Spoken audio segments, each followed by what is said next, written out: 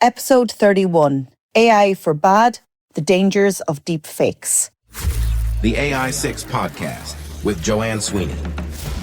Imagine waking up to find a video of yourself saying things you never said, endorsing products you've never used, or making statements that could destroy your reputation, all created by AI without your knowledge or consent.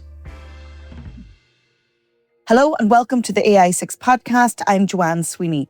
And in just 6 minutes a day, I help marketers, leaders, and students master AI with confidence. Deepfakes represent the dark side of artificial intelligence, sophisticated technology that uses machine learning to create hyper-realistic fake videos, images, and audio that can make anyone appear to say or do virtually anything. Deepfake AI has reached the point where it can generate lifelike videos, as I mentioned, but they're nearly indistinguishable from reality. It isn't just science fiction or a distant threat. It's already happening to brands, politicians, business executives, and public figures. It's creating a crisis of trust that we as marketers can no longer afford to ignore.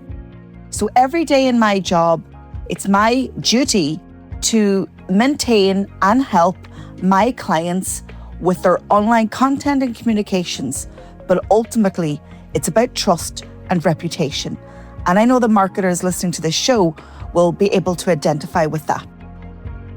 And we all know that AI offers us endless creative possibilities, but it's presenting major ethical concerns. That's why I'm so fervent in my views that marketers not only need to understand AI, but we need to be practitioners of it. One victim of AI deepfakes is Irish MEP Maria Walsh. She represents Midlands Northwest. She's also been leading efforts to combat deepfakes at a European level and recently spoke to RTE Radio about her proposals.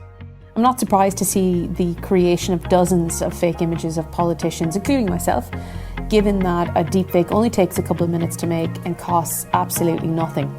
And while the majority of the images that I've seen on this particular website, are not malicious or sexually explicit, they do highlight the ease of which the public can access fake images and videos of public figures. You can listen to her full interview where she discusses the EU's approach at the blog post associated with this podcast at publicsectormarketingpros.com. So let's put some of the deep fake statistics into context. According to Deeptrace Labs, the number of deepfake videos online doubled in just 7 months last year, with 96% being pornographic content. But increasingly, we're seeing deepfakes targeting businesses, brands, and public figures. So here's why we as marketers need to be really concerned, but also ready to take action.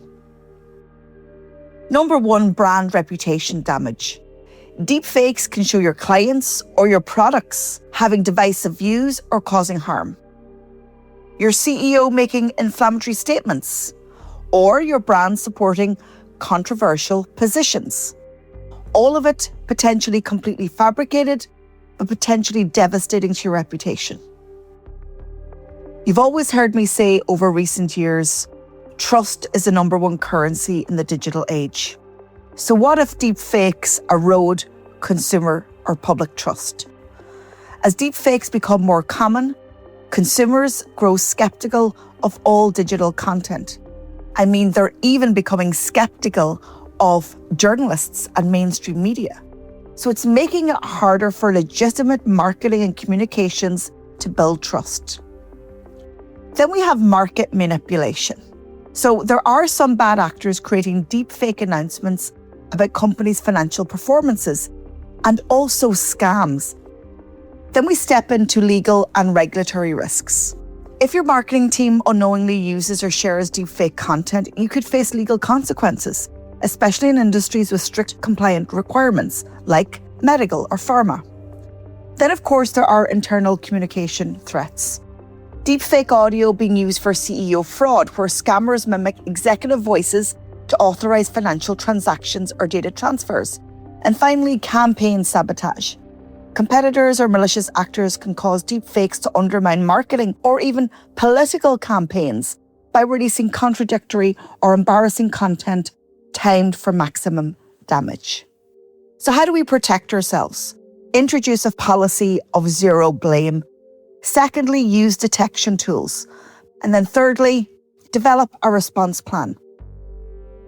Beyond these immediate steps, there are longer-term strategies marketers and organizations should consider. Embrace authentication technology. Build strong audience relationships so that if you are a victim of deepfake, when you come out with a statement, your audience is more likely to trust you and listen to you. And then also be an advocate for platform responsibility. And finally, stay informed. Stay up to date with what's happening around deepfakes, scams, and continuing to educate your staff. The AI6 Podcast with Joanne Sweeney. So that's it for today's episode of the AI6 Podcast.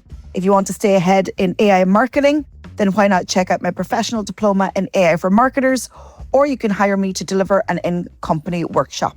Use the code AI610 for an exclusive discount. The AI6 Podcast for marketers embracing the AI age. I'll talk to you on the next episode.